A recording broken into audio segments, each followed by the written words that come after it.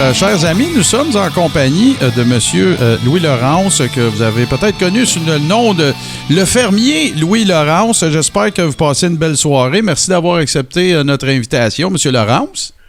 Pas de problème.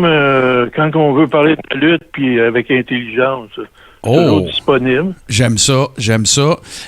Écoutez, vous avez eu des entretiens avec mon collègue Steve Sauvé, bien sûr. Oui. Moi, on va évidemment un peu faire l'historique parce qu'on a plein de questions à vous poser. On a des gens aussi qui sont avec nous en ligne qui vont assurément avoir des questions à vous poser. Steve, je te cède la parole pour discuter avec M. Laurence, étant donné que tu as tout mis ça en place. Ben, bonsoir, M. Laurence. Premièrement, merci beaucoup d'avoir accepté notre invitation. Moi, pour commencer, là, j'aimerais savoir, on parle d'un début de carrière en quelle année dans votre cas? J'ai fait une carrière, j'ai commencé au Loisir Saint-Jean-Baptiste, mais débuté officiellement pour ce qu'on appelle... parce que professionnel, c'est un titre de chose, mais professionnel, gagner de l'argent, là, c'est en 1973. Okay. En 1973. Donc, vous avez appris la lutte sous la tutelle de Pat Gérard? Oui, monsieur. À la même place que Pat Patterson, les Garvin, War Eagle, Logic, puis j'en passe. Et c'était comment les entraînements, justement, au Loisir Saint-Jean-Baptiste? Parce que là, il y avait du talent en maudine dans ces classes-là. Là. Oui, mais pour faire une histoire, écoute, moi, je me suis présenté au Loisir, puis tu rentres pas de même. Là. Bon, on parle des années 73. Il a fallu que je m'entraîne. Il fallait que je me présente là 2 soirs par semaine pour m'entraîner. Mais ça, c'est courir. Il y a du monde qui ne connaisse pas les loisirs, mais les loisirs, c'était comme un gymnase avec un estrade pour faire des spectacles en avant. Pat Gérard en montait là-dessus, là, puis il disait, bon, courir. Il fallait courir 50 fois le tour du gymnase. Après ça, je mettais à la tête, push-up, 1 bras, 2 bras, 3 bras, des souplesses. On faisait ça quasiment 1 heure. Puis là, après ça, Pat Gérard, je me trompe de nom, là, il tirait la reine. La reine était en dessous d'une mezzanine. Il la tirait, il la mettait dans le milieu. Puis là, il disait, toi, tu peux embarquer, toi, tu peux embarquer, toi, tu peux embarquer. Les autres, ben, allez prendre votre douche, vous reviendrez la prochaine fois. Puis donc, ça, j'ai fait ça pendant... C'était vraiment les gars qui réussissaient à performer puis qui étaient le plus endurants, qui avaient le privilège de monter dans l'arène. Ouais, ceux qui jugeaient que il y avait un potentiel. Je sais pas ses critères, parce que lui, Pat Gérard, si vous le connaissez, c'était un grand champion en Europe. Il était plus connu que Yvon Robert pouvait l'être à cette époque-là à Montréal. On en a parlé, en fait, c'est-tu dans le dernier show, Steve? On a un peu fait l'historique un peu de Pat Gérard et des nombreux workers également qu'il a entraîné, justement. Là, parce que ça a duré, écoutez, des décennies, Pat Gérard. Là, je veux dire, il a autant entraîné Pat Patterson que Pierre-Carl Ouellette. Oui. Pierre-Carl Ouellette, c'est drôle pareil, parce que si vous venez qu'il y jasé, ou si vous y avez jasé, il connaissait ma belle-mère à Ville-Sainte-Catherine. Okay. Le monde, c'est cocasse comment ça arrive. Puis il parlait à ma belle-mère, il disait hey, je fais de la lutte. Puis là, elle dit, je vais essayer de te le présenter. Puis une journée, ça a donné, parce que moi, j'étais déjà dans le business. Puis il voulait passer pour la lutte à Montréal. Mais vu qu'il déjà luttait avec des chums dans un bar, la promotion de Montréal ne voulait rien savoir de ça. Parce que dans ce temps-là, la lutte, c'était fait. Ben ouais, c'est ça. Non. Fait que moi, j'étais pas mal placé. J'y ai dit une couple d'années après, mais sur le coup, je pouvais pas lui dire, hey, tu perds ton temps. Tu passeras jamais à Montréal. J'ai une question pour vous, M. Laurence. Là. Je veux pas vous interrompre, là, loin de moi l'idée, mais vous mentionniez avoir vos débuts. J'ai fait quelques recherches, puis vous avez également... J'ai deux questions, en fait. Je vais vous laisser répondre dans l'ordre que je vous les pose. C'est-à-dire, est-ce vrai que vous avez également été arbitre, de un, et de deux, est-ce vrai également que vous avez lutté sous des noms tels que Eddie Carson et Louis Canada? C'est vrai, ça? Eh oui. Bon, vous l'avez entendu dans le Coréron. Mais racontez-nous un peu, vous avez commencé comme arbitre ou comment ça s'est passé? Non, arbitre, c'est dans les dernières années. OK, je comprends. Parce que, je sais pas pourquoi, on voulait me faire plaisir, parce que moi, je voulais pas être arbitre. En tout cas, dans mon optique, je veux pas rentrer contre le titre d'arbitre, mais j'avais de la misère à faire mon tata, là. En tout cas. Je comprends. Puis, je rentrais pas dans ce personnage-là. Mais pour en venir à ce que tu me dis, l'Ouest Canada, ça, c'est parce que quand j'ai rentré au Mexique, okay. J'ai été booké au Mexique, puis la compagnie, dans ce temps-là, c'était M. Salvatore Lutero qui avait ça. Mm-hmm. Puis on communiquait pas comme Internet, comme les jeunes connaissent. On envoyait un télégramme, puis on attendait la réponse. Ça pouvait prendre une semaine, 15 jours. Puis j'ai été booké au Mexique, mais j'avais aucune idée comment ça se passait. C'était peut-être comme quand ils disent dans le langage green, là. C'était mon deuxième territoire que j'allais. Okay. Puis je commençais. Puis j'ai envoyé mon télégramme. Monsieur Lutero, on a négocié notre contrat, sans gérant aux affaires-là.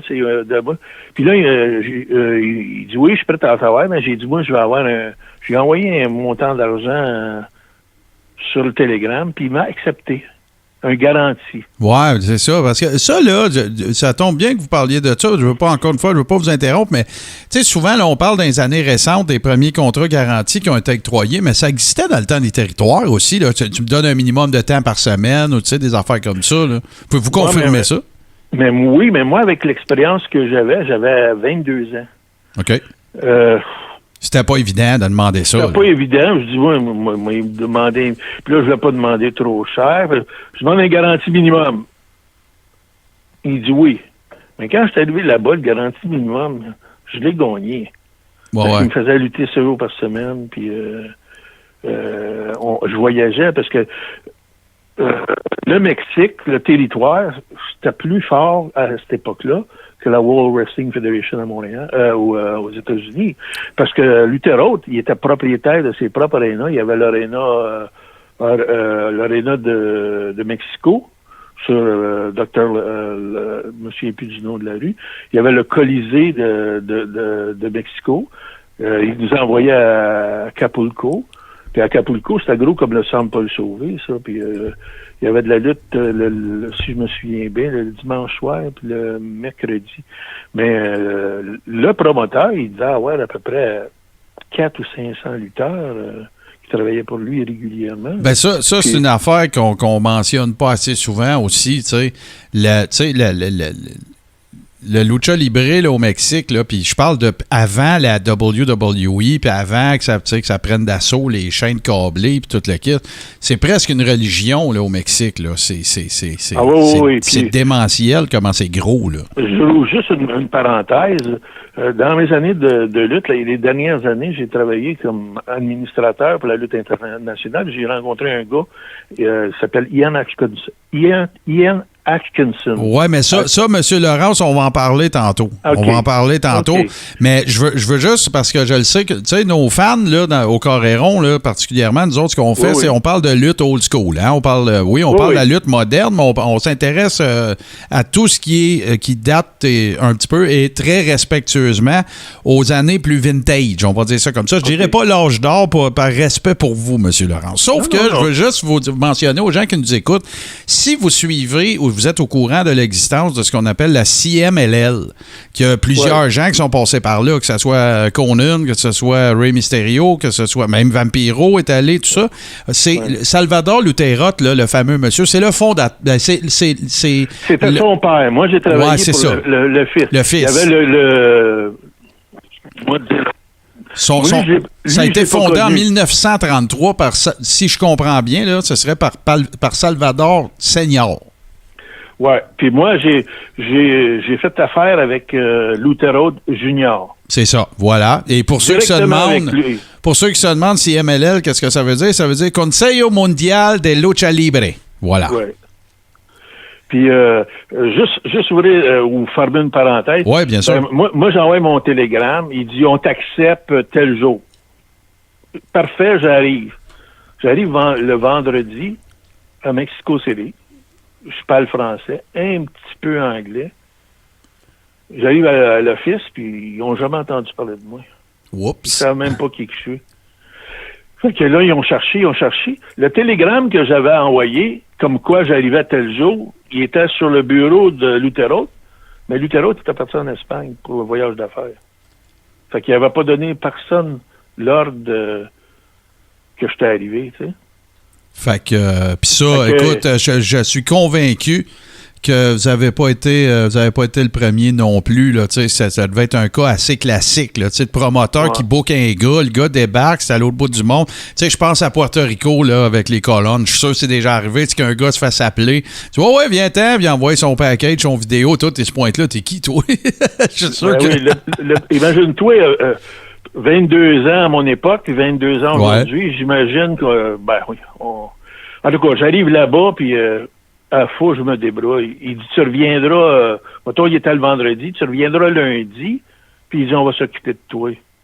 Fait que là, j'ai 2 jours à passer tout seul à Mexico City, puis Mexico City, là, la population de Mexico City, là, c'est la population du Canada, puis même plus dans une ville, là, tu sais. Puis en tout cas, je me trouve un hôtel, puis couché là-dedans, le matin, les poules... Ça réveille un gars. Dans la ville de Mexico, là, je te parle en 77. Là.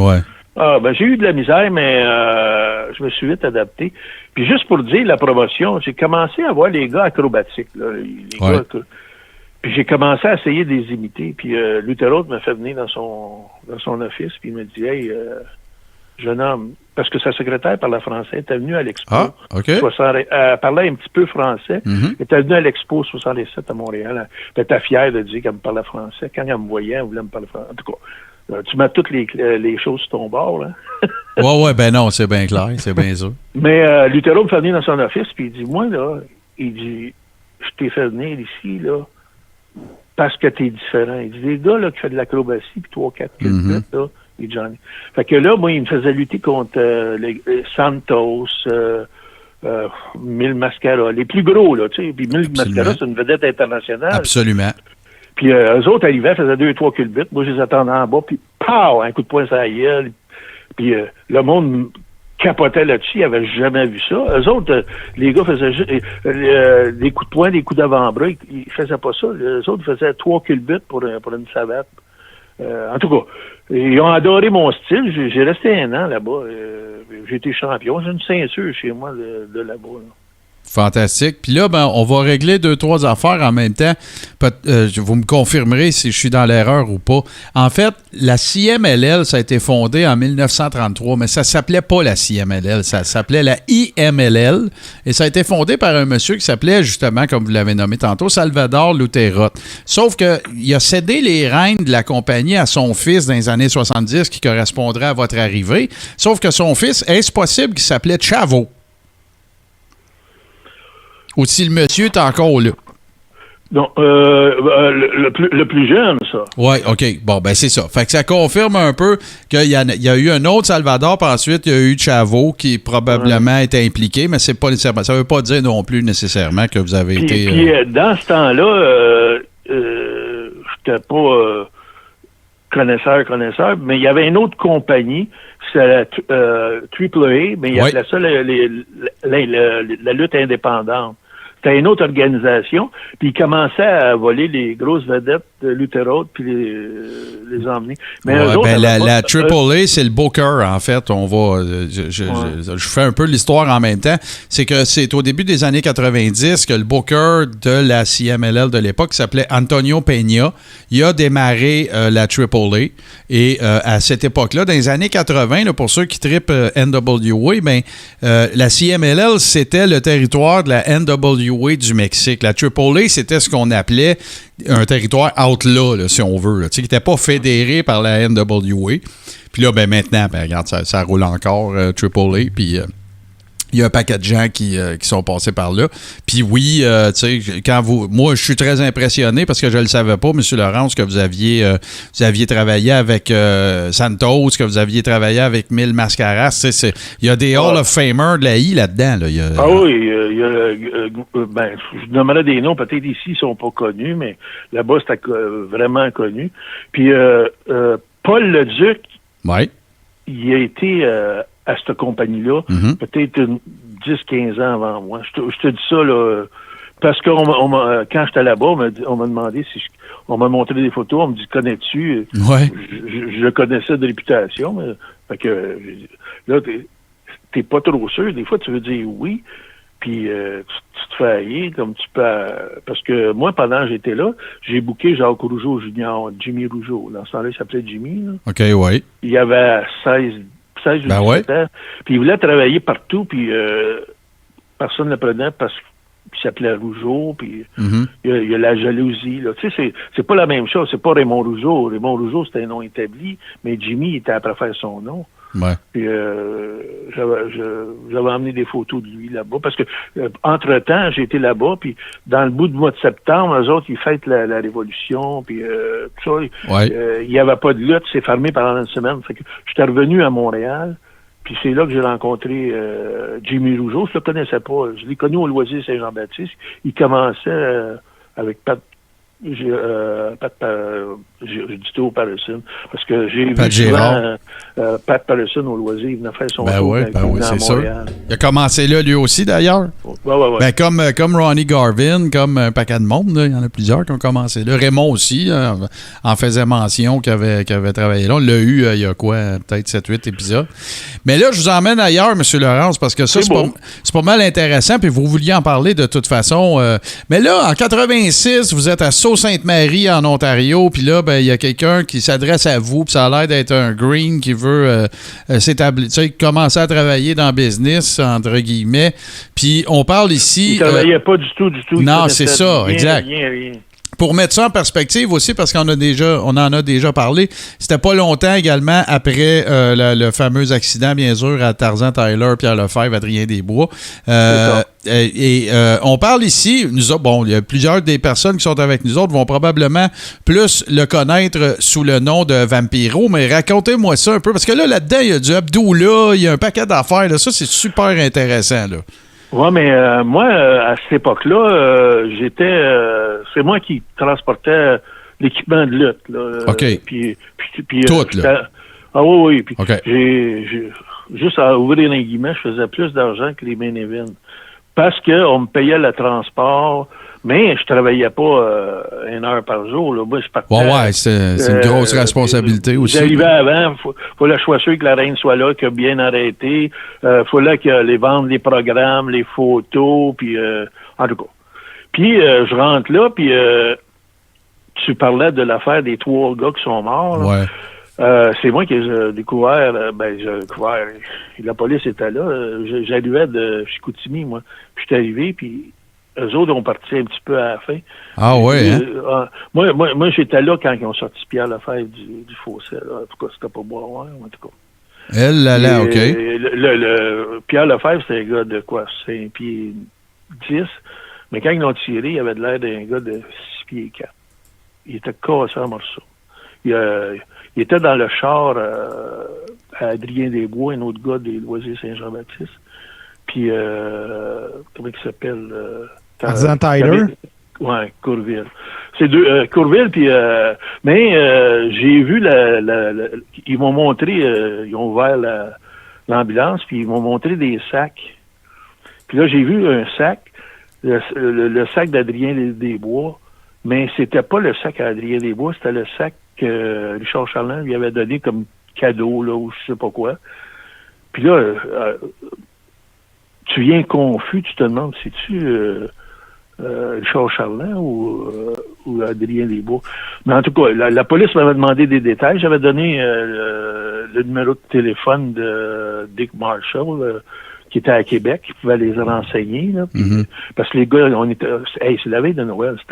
C'était dur, ça. C'était dur. Oui, absolument. Oui, en tout cas. Puis ça a dû... on en a déjà parlé. Steve a déjà fait une chronique là-dessus, mais ça a dû... tu sais, le moral des troupes aussi, ça devait pas être facile après, là. Tu sais, oui, c'était... autant pour moi, parce qu'on on descendait en ville, puis après ça, on remontait pour l'Ontario, North Bay, ces affaires-là, puis il y avait une tempête de neige, puis excuse-moi. Là, non, il n'y a pas de problème. Non. On est en famille. On était d'une tempête de neige, puis je dis, les tabarnaks, ils veulent nous tuer, nous autres aussi. Mais c'était involontaire de la part, tout était bouqué. Puis c'est dans ce temps-là que Abdullah the Butcher a commencé à voyager avec moi. C'est cocasse, parce que moi, je partais de bonne heure, je chauffais le jour, jamais la nuit. Puis là, c'est là qu'Abdullah a commencé à voyager avec moi, puis on me donnait un bonus pour l'avoir avec lui. Moi, non, mais... Non, c'est la main attraction. C'est sûr que la personne qui le transporte... Lui, des fois, il fallait que j'aille le chercher à l'aéroport. Et même toi, j'avais tout le truck, le trailer, toutes les affaires, j'allais le chercher à l'aéroport. Puis je l'emmenais sur la route. Je l'ai emmené jusqu'à Thunder Bay, en Ontario. Et à Thunder Bay, en Ontario, là, on a pacté là-bas. J'ai jamais vu de monde comme ça. Puis pourtant, on n'avait plus de vedettes dans le sens Pierre Lefebvre, puis Courville. Mais on pactait pareil. En tout cas, c'était une autre histoire.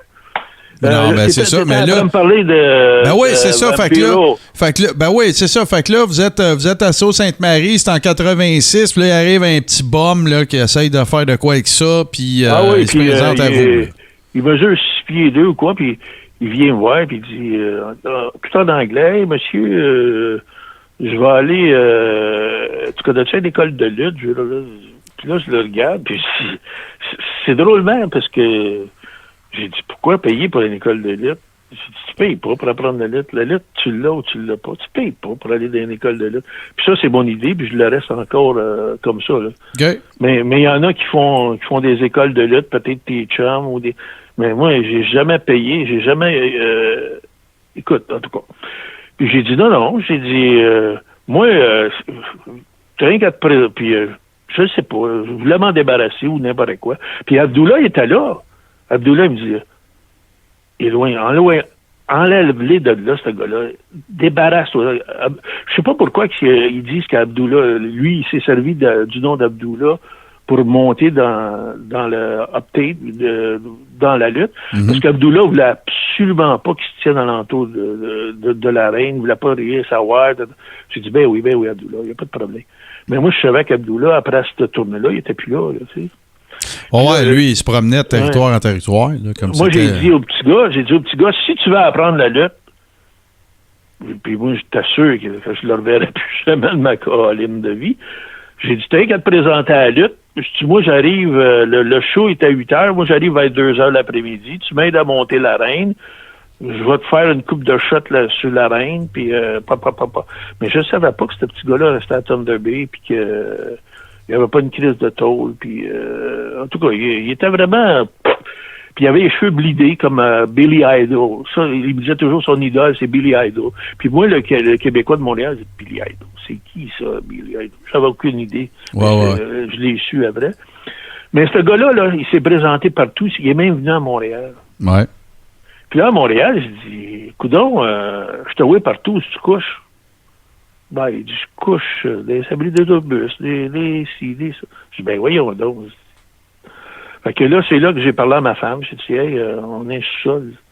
J'ai dit, ça te dérange-tu que le petit gars va lui donner un break un mois ou 2, puis il couche dans le sol. Puis ma femme a dit, ben, pas de problème. On peut le garder à condition qu'il nous donne pas de trouble, parce qu'on le connaissait pas, là, tu sais. Ben non, c'est sûr, c'était très gentil de votre part. En fin de compte, il m'a suivi pendant quasiment 3 mois avec moi. Puis là, je lui montrais les prises, puis je lui montrais le Mexique. Puis je parlais, puis à toutes les fois, je parlais du Mexique. Puis là, une journée, on est, je sais pas, Drummondville, dans ce coin-là, on fait de la télévision, parce que dans ce temps-là, il faisait les télévisions dans les house shows, il bouquait des places, là, puis il montait, il faisait quasiment 18 matchs mais c'était des places spécifiques. Puis là, il me dit, hey, je vais lutter, puis je sais pas, puis tu me prêter tes bottes, puis ces affaires-là. Il y avait rien. J'ai dit, non, t'es pas prête.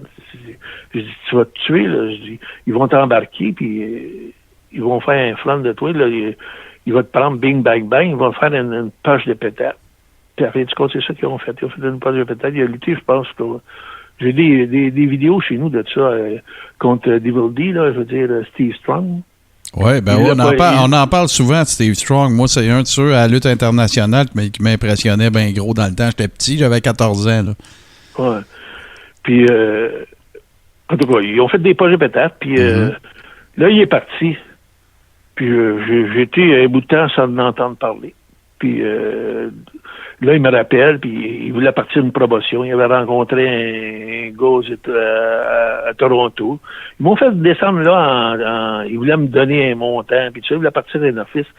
Mais je dis au gars, tu pars pas un office de même. Je dis, t'as bien beau avoir de l'argent, mais faut des connaissances, faut que t'aies du personnel. Mais il dit, toi, tu connais ça? Je dis, oui, mais tout seul, je peux pas donner une business de... Ça prend des vedettes, il dit, t'es payeras. Je dis, non, tu marches pas de même, là. Ça prend un ensemble. Je dis, dans l'office, là, c'est pas parce qu'un gars, c'est compter 1, 2, 3, en tout cas. Fait que, compte, je l'ai perdu de vue. Puis il m'a rappelé une couple de fois, puis j'ai su qu'il était aux États-Unis. Il allait un peu partout, puis il a fait une fortune. Puis il m'a fait faire 2 films avec lui. J'ai passé dans des films. Il y a une grosse vedette aux États-Unis. Oui, ben faut dire aussi, de son vrai nom, c'était Ian Hodgkinson. Il a eu une carrière gigantesque au Mexique, là, Vampiro. Ah ben oui. C'était énorme, là.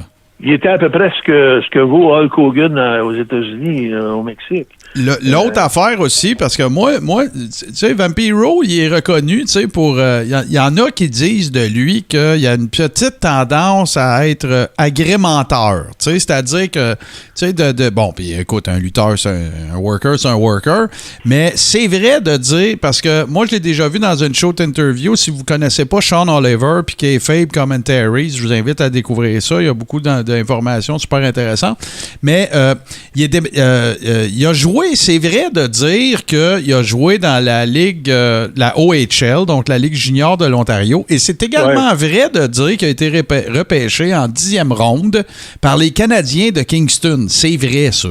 Ça, il n'a pas inventé ça. Sauf que moi, je l'ai déjà vu dans des shows d'interview dire qu'il a été, tu sais, faire des comparables puis dire des affaires avec Patrick Roy dedans. Attends un peu, là. T'as un petit peu, là. Ouais, non, mais... c'est un petit peu. Ça se peut parce que il m'a conté des affaires, puis tu sais, c'est pareil parce qu'il m'appelle papa. Il m'appelle papa parce que il continue même des fois à m'envoyer il y a un show là sur Internet là. OK.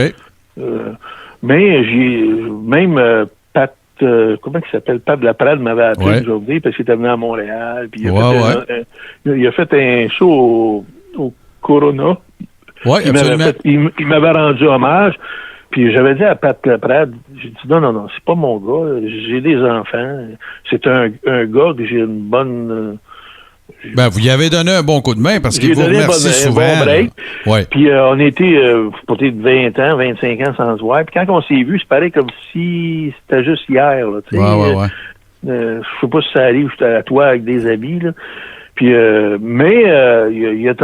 écoute, quand t'aimes quelqu'un, t'oublies bien de ses défauts. Mais, ben ouais. Puis quand je dis ça... C'est l'affaire d'Abdullah de Butcher qui est mêlé dans son affaire.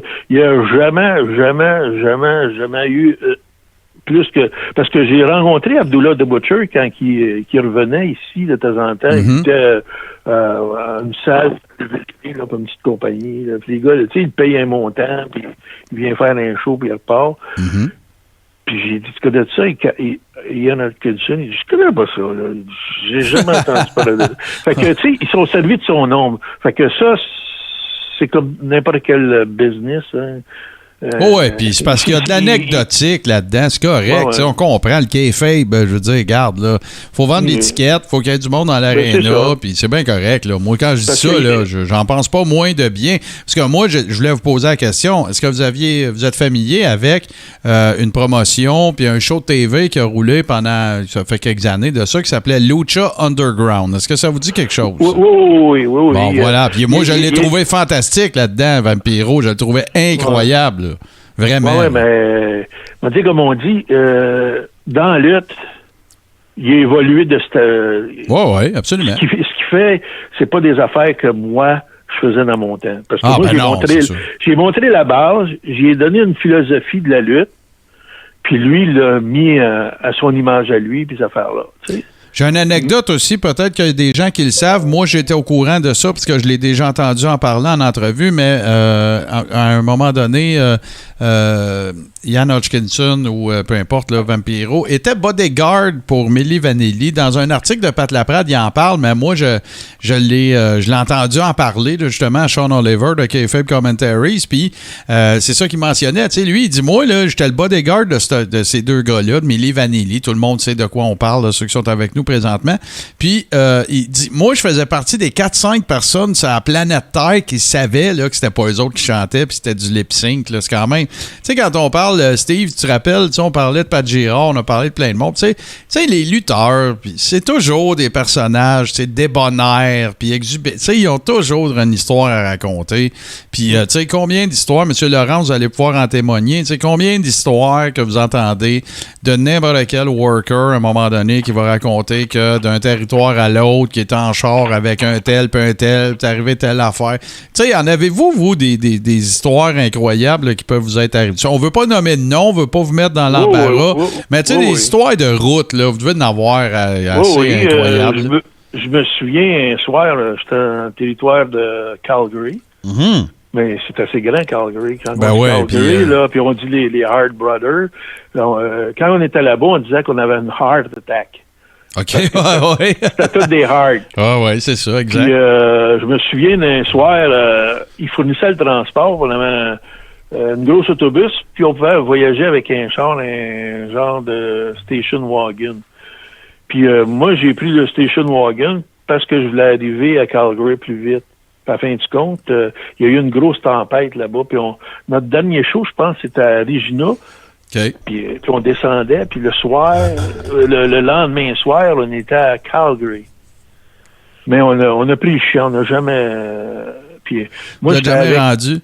Jamais rendu. On a pris le champ, là, puis moi, dans le char, j'avais Jim Neidhart. Ouais. Il y avait un an ou deux parce qu'il venait des Packers de Green Bay. Il y avait. Lui, en fait, c'est un gros joueur de football, puis pas juste ça, ça a déjà été même un espèce d'espoir olympique dans le lancer du poids. Shot put, que ça s'appelle en anglais. Puis non, effectivement, il venait du sud, lui. Il avait travaillé pour Bill Watts dans le temps. Il y avait lui. Puis dans l'auto, il y avait John Cardog, mais son vrai nom, c'est Sylvester Ritter. Ouais. Ben, il luttait sur ce nom-là quand j'étais avec. Oui, absolument. J'ai pas travaillé avec juste des toothpicks, là, tu sais. Juste vous parler de... Il y avait le Cuban Assassin, là, absolument. le vrai, l'original, là, Angelo, je me souviens plus de son nom, Angelo quelque chose, là. Puis on a pris le champ. Mais moi, j'étais le seul qui était habillé en habit de skido. OK. Écoute, Jim Neidhart, puis le noir, le Ritter. Ouais. Ben, quand on a pris le champ, là, il faisait tellement fret qu'il était à promener blanc. Mais quand je dis ça, blanc, là, c'est pas pour dénigrer le gars. Les cheveux étaient après, ils gelaient, là, tu sais, puis blanc. En fin de compte, il me dit, toi, t'es un habit, t'es habitué au Canada, sors, puis va voir. Je sors dehors, il ventait, je voyais rien. Puis ça, là, on a resté pris dans le fossé jusqu'à 5-6 heures le matin. Ouais. Tout le monde qui a travaillé pour Stewart a une histoire de le char a pris le champ, puis on a gelé. Ils sont venus nous sortir. Puis quand on est sorti du char, On était à peu près peut-être 500 pieds d'une maison, mais je l'avais jamais vu, la maison. Puis là, on était couché à l'hôtel. Mais n'empêche que quand on était à l'hôtel, c'est moi qui ai payé, parce que j'étais le seul qui avait une carte de crédit. Eux autres n'avaient pas de... Il y avait, en tout cas, une histoire courte. C'est moi qui ai payé, puis ils m'ont remis ça plus tard. Puis Jim Neidhart, il avait les pieds mauves. En tout cas, on a failli mourir, mais ça a l'air drôle à dire de même dans 5 minutes. Mais quand tu passes une nuit, là, puis tu penses que c'est ton dernier soir, là... Ben non, j'imagine. Bon, même... on est venus bien chum les trois. Puis quand Jim Neidhart venait pour la World Wrestling Federation là, à Montréal, puis il me voyait, là, il me faisait rentrer, puis il jasait. Tu sais, j'avais de l'air d'un... Je sais pas, puis il m'assisait, puis les boys me regardaient, c'est qui ça, ce gars-là, puis... Ben, c'était mérité, voyons. Oui, puis il est venu une couple de fois après. Les gars le payaient, je sais pas, moi, ils donnaient un montant, puis ils payaient l'avion, puis ils venaient faire des shows, des spots shows ici, là.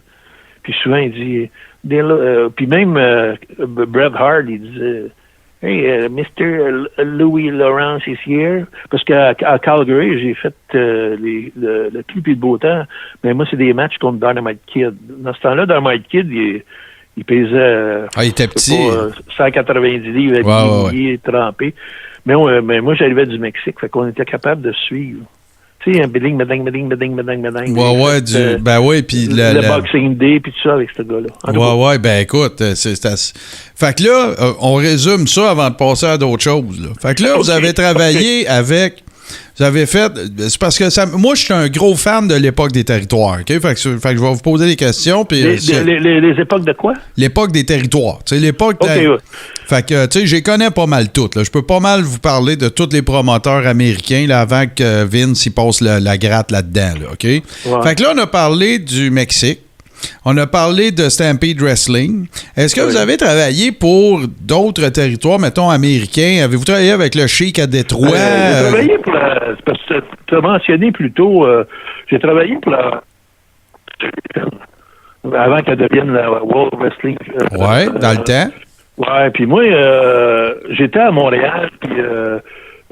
l'hiver, ben, on vivait pas fort, fait que j'avais la tendance l'hiver à m'en aller à des territoires ou avoir des garanties, comme je te dis. Ouais.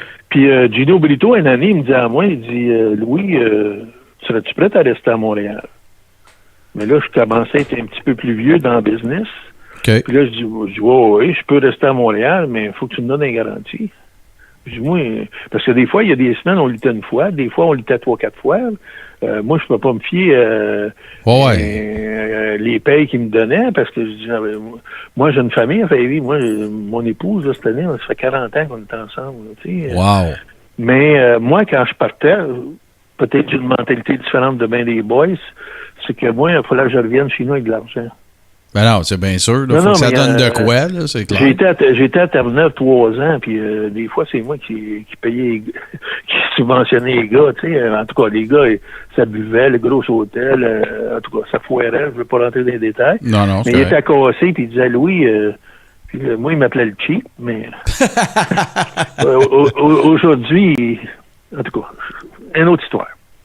Une autre histoire. Ben là, va falloir qu'on vous réinvite, je pense, M. Lawrence, parce que là, vous en avez trop d'histoires. Mais tu sais, comme là, vous mentionniez que l'hiver, tu sais, bon, c'est soit que Gino Brito vous offre une garantie, mais avez-vous, tu sais, mettons qu'on fait rapidement là, la liste des territoires dans lesquels vous auriez travaillé à l'époque de la NWA, mettons, puis peut-être avant la lutte internationale, là.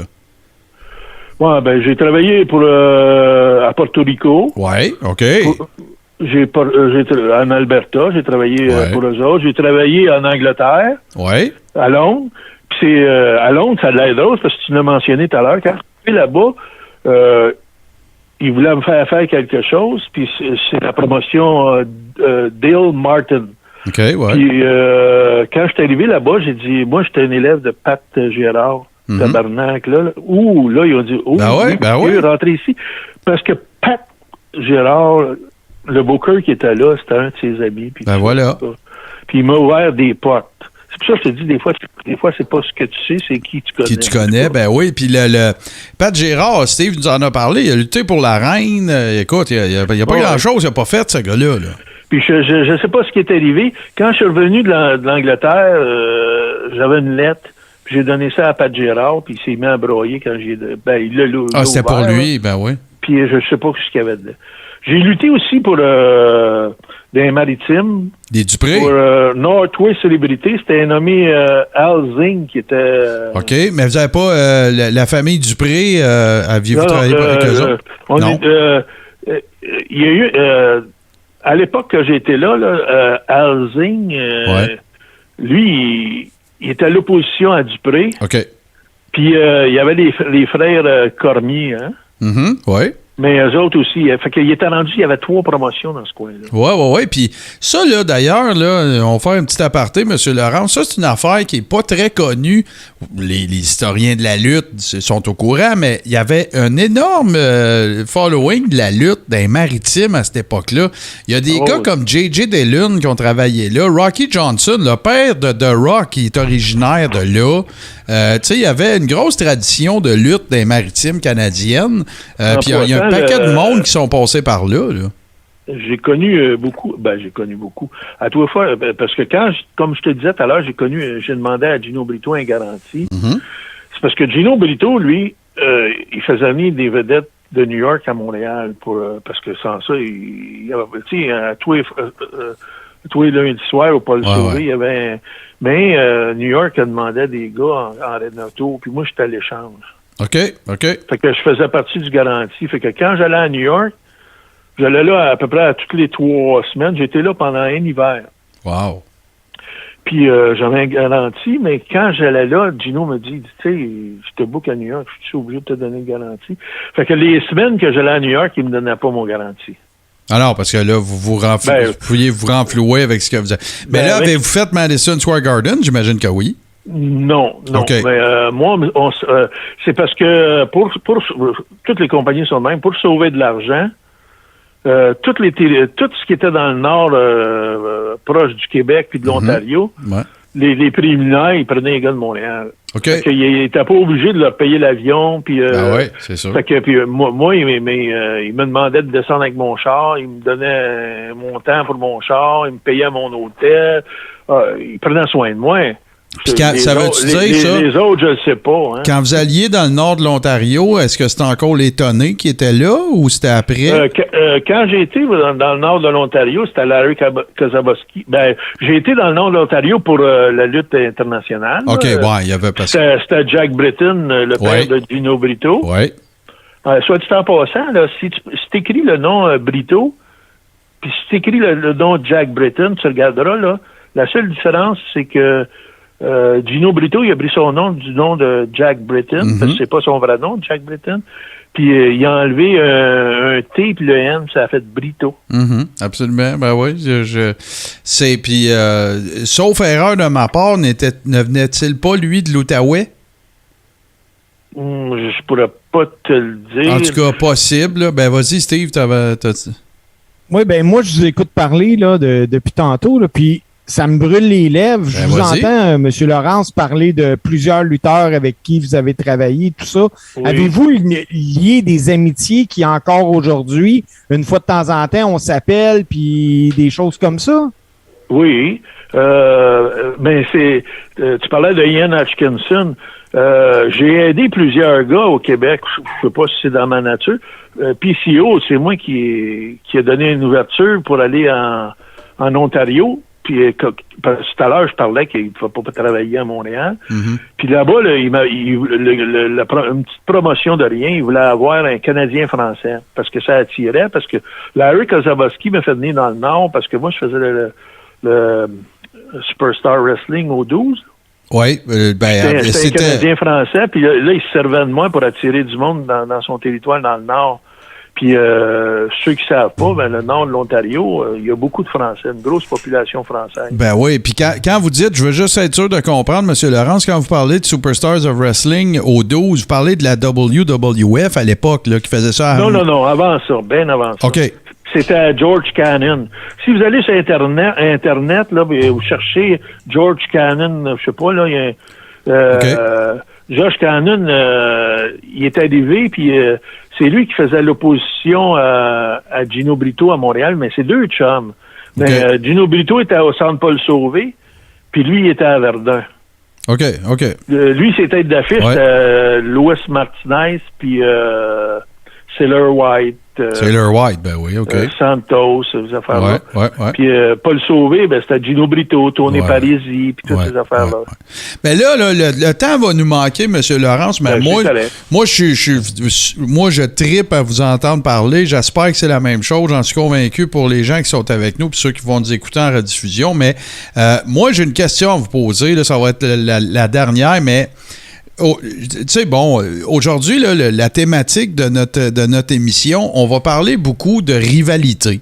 Est-ce que pour vous, durant votre carrière, est-ce qu'il y a, parce que là, bon, on s'entend, là, vous avez travaillé dans plusieurs territoires avec plusieurs personnes bien connues du monde de la lutte et tout ça, mais est-ce que vous avez été à un moment donné dans un territoire, puis quand même, tu seras à Montréal, c'est pas grave, puis que vous avez eu le temps d'installer une belle rivalité, là, si vous en aviez une à identifier, est-ce qu'il y en a une qui remonte à vos souvenirs?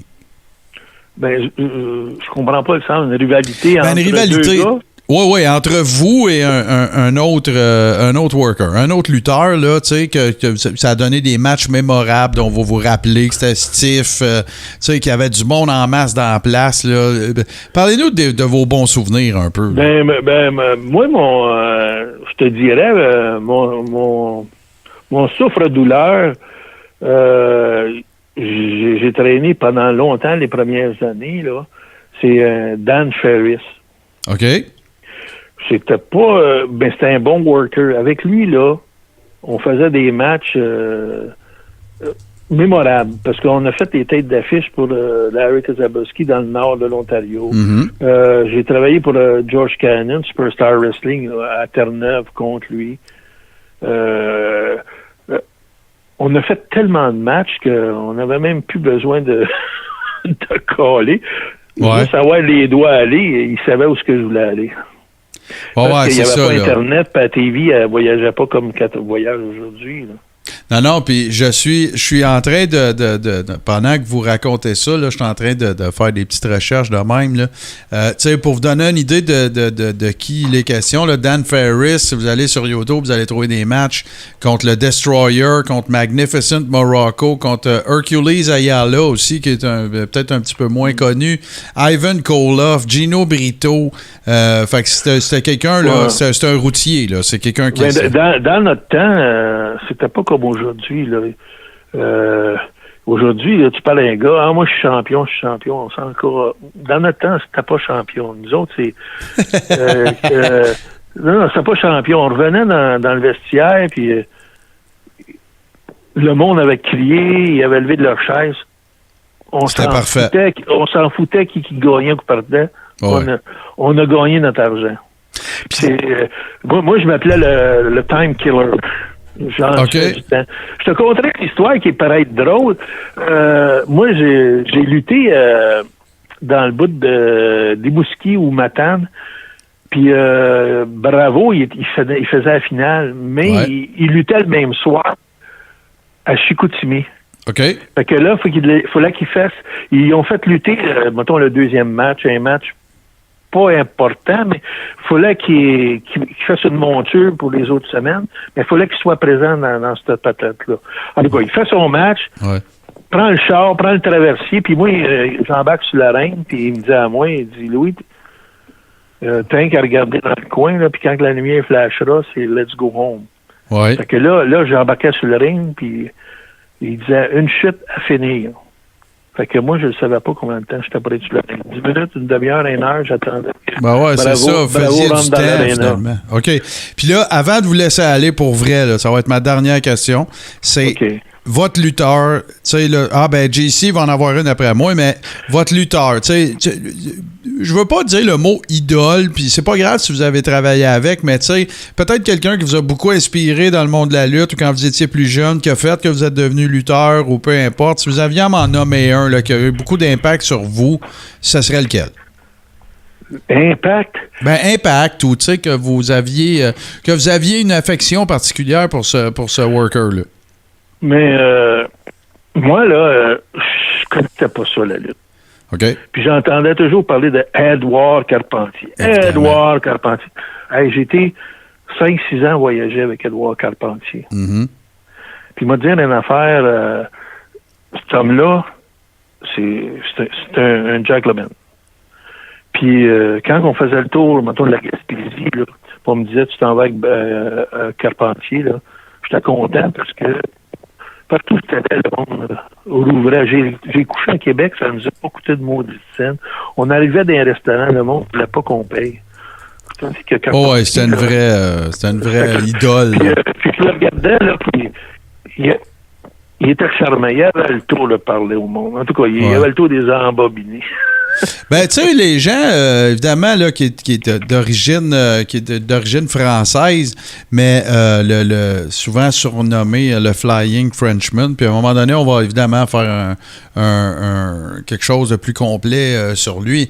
Mais tu sais, Édouard Carpentier, c'est une légende. Là. Il a travaillé avec Luthez, il a travaillé avec les plus grands. Là. C'était une légende à Montréal. Puis oui, il a travaillé pour la WWF dans le temps avec Guy Auré, puis tout ça, sauf que c'est une vraie légende de la lutte partout, là, aux États-Unis aussi, que ce soit l'époque de Vern Gagné, de Luthez, tu sais, les belles, la belle époque de la lutte, là, nous autres, on appelle old school ou vintage ou peu importe. Édouard Carpentier, c'était une figure de proue de toute cette époque-là, puis des arénas, il en a rempli, ce monsieur-là, là. Puis malheureusement, ben écoute, les circonstances... Il est mort seul. Ben c'est ça, c'est là je m'en allais. Il restait sur la rue Riverdale, sur le Mont-Royal. Puis moi, les dernières années que je viens de finir ma carrière comme chauffeur d'autobus pour la STM. OK. Puis je passais devant chez eux, puis il était assis à la galerie, puis il m'envoyait la main. Puis je me disais, ça se peut-tu? Là, tu le regardes, il y a de l'air d'un petit vieux. Puis pourtant, il a tellement fait broyer du monde. Ben oui, puis oubliez pas, là, je veux pas vous couper, mais tu sais, il a été champion de la NWA, là. Tu sais, il a eu la même ceinture que Ric Flair, puis que Luthez, puis que Dory Funk Jr., puis tu sais, là, c'est une légende, Édouard Carpentier. Puis dans une époque, la lutte était différente. Oui, absolument. Comme je te disais, là, quand j'étais avec Pat Girard, là, on n'embarquait pas, puis on payait pas, là, on courait, là, puis tu payes 3 mois à aller t'entraîner, puis il manque pas une journée parce que tu monteras pas sur l'arène pour pratiquer.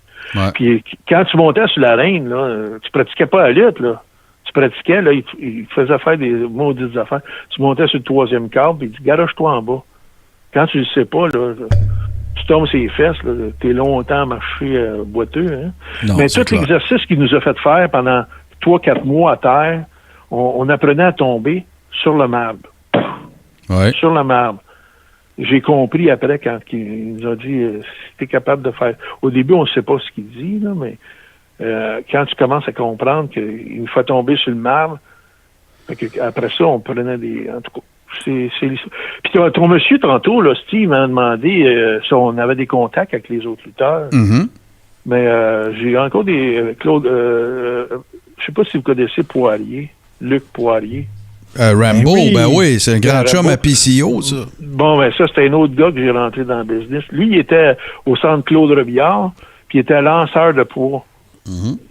Puis c'est là que je l'ai introduit, puis j'ai fait... On est grand chum, on se parle encore, puis... Ben lui d'ailleurs, là, si... tu sais, il vit en Floride, là, présentement. Je parle souvent de PCO qui a lutté pour Autovans en Allemagne, puis en Autriche, puis tout ça. Luc Poirier, là-bas, là, c'était une méga vedette, là. Énorme, gigantesque, là. Un jour, si on a l'opportunité de lui parler, ça va être super intéressant parce que lui, il a eu un passage à la WWE et ça n'avait pas levé. C'est le corps, ben, c'est sûr que là, un gars arrive, un worker se présente à la WWE, il va faire ce que la I va lui dire, puis il va faire ce que les scripteurs lui disent, puis le booker. Sauf que, écoute, en Europe, Luc Poirier, ça a été une méga star. Méga star. Je peux vous mettre en contact parce que je suis sur Internet avec lui.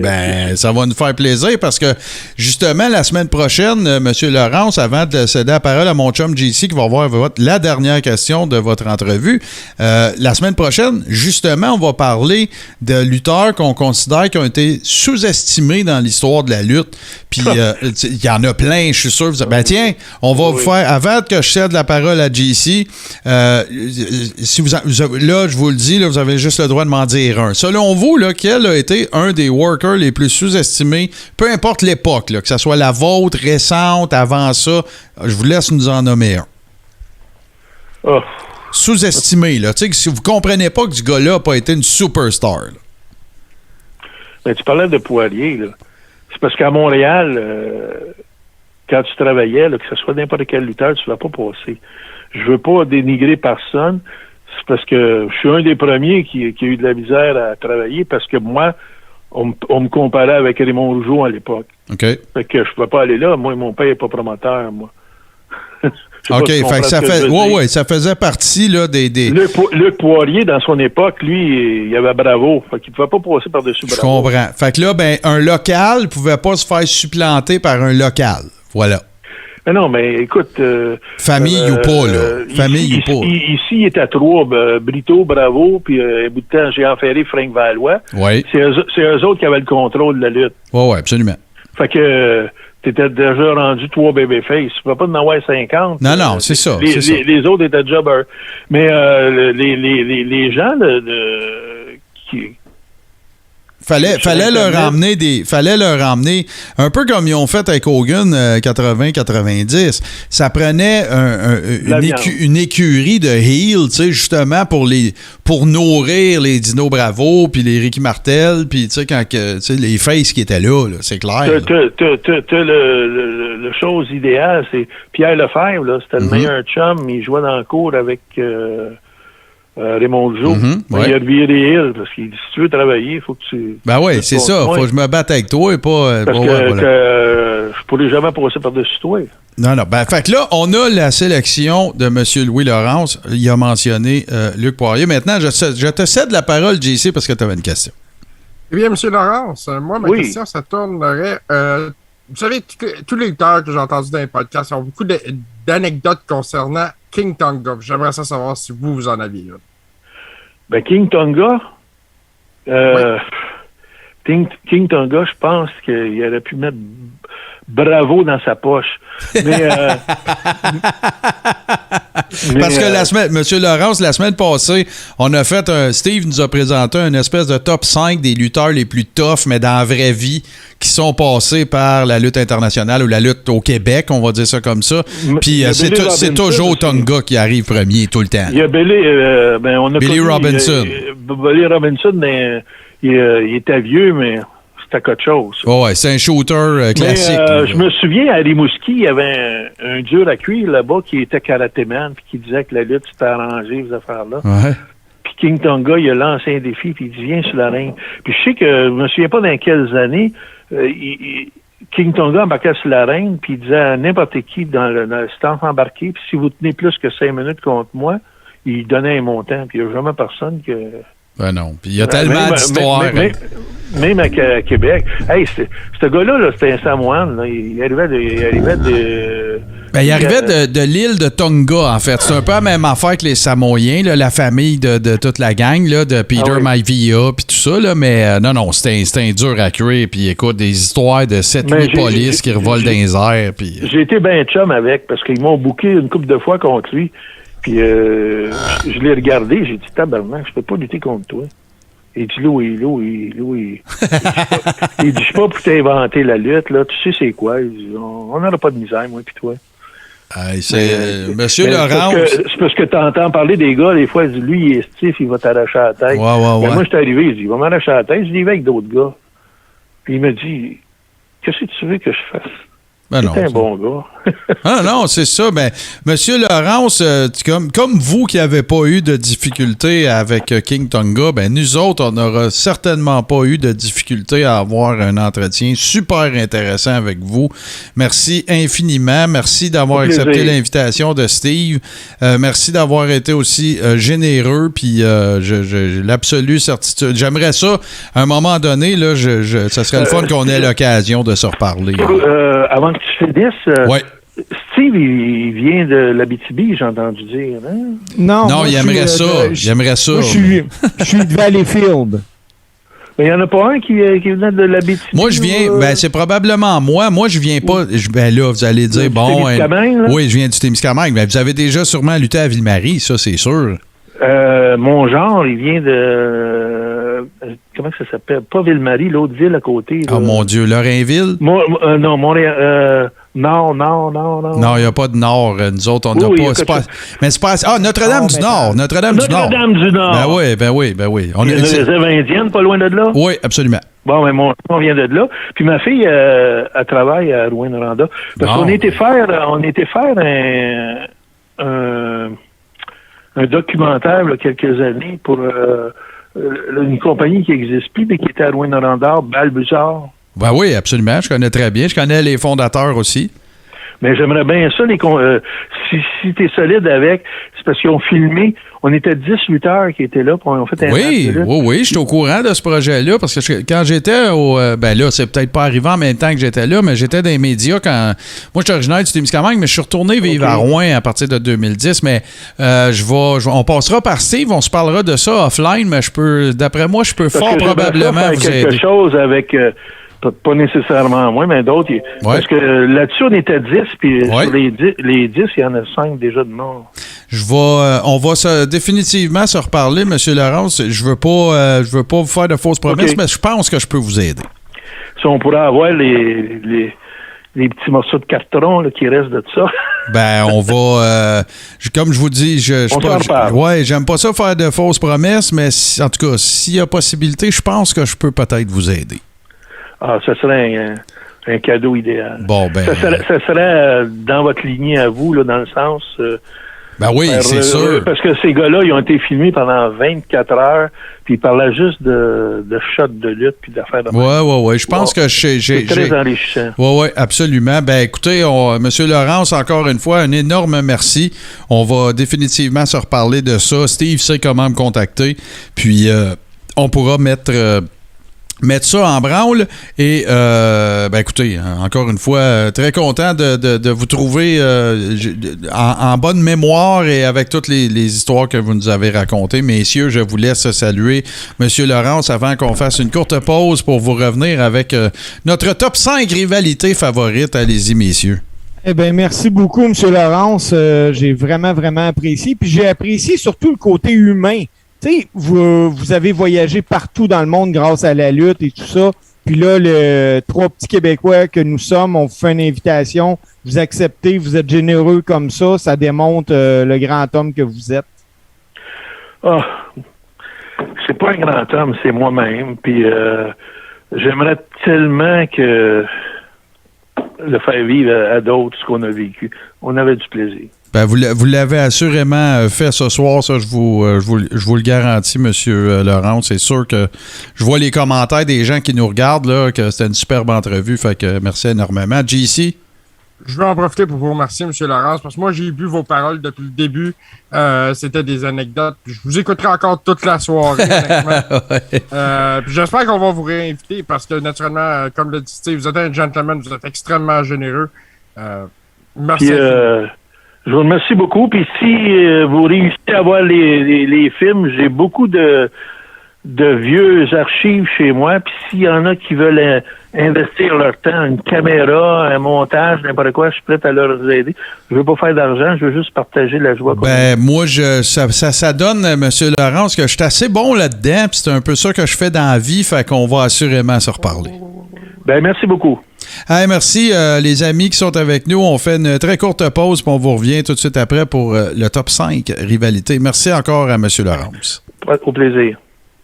And what you gonna do when Hulkamania run wild on you? crosseurs, il les dénonce. Les charlatans, il les pourfend. Les mythes, il les brise. Les tabous, il les encule.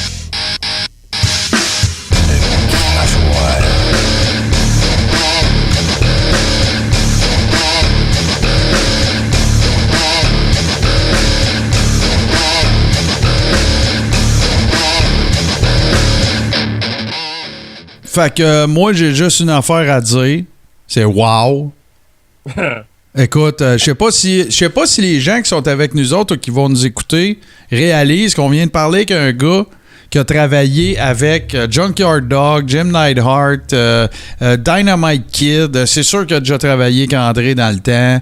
Le fermier Louis Laurence, c'est comme ça qu'il a été connu. C'est un de ceux qui a découvert, vous avez entendu l'histoire, là, que ce soit Vampiro ou Luc Poirier, ou vraiment d'une générosité, d'une gentillesse, et on est super chanceux. Encore une fois, merci. Steve, as-tu de quoi à commenter là-dessus?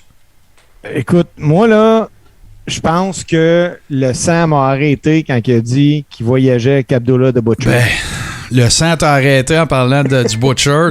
D'après moi, c'est plus le contraire. Mais ah non, mais là, j'ai fait comme « Wow! OK, là, on est en business, là. » Ah non, c'est ça. Puis moi, je savais parce qu'en faisant quelques recherches pour le show aussi, tu sais, le nom m'était super familier. Je me rappelle de l'avoir déjà vu à la lutte internationale quand j'étais plus jeune, tout ça, mais tu sais, j'avais pas réalisé l'étendue, j'avais pas, tu sais, saisi l'étendue du travail de ce monsieur-là. Puis là, ben écoute, on est vraiment choyés de l'avoir avec nous autres. C'est vraiment très, très cool. Puis écoute, si on peut faire un petit aparté là-dessus, si on peut lui venir en aide pour faire en sorte de rendre public ou disponible des archives qu'il a en sa possession, ben, hey, checkez-moi bien aller. Fait que. Mais là. Ouais, c'est ça. Puis écoute, en tout cas, je sais, si on peut aider en même temps, M. Laurence, d'une quelconque façon, tu sais, là, il était super gentil. On était hors micro tantôt. Il dit, écoutez, moi, je veux juste rendre ça public. Là, je suis pas à plaindre puis tout ça. Non, regarde, là, c'est pas si on peut faire quoi que ce soit pour que ce soit mutuellement profitable pour M. Laurence et les gens qui pourront en bénéficier, ben, regarde, ça nous fera plaisir d'être la courroie de transmission de tout ça.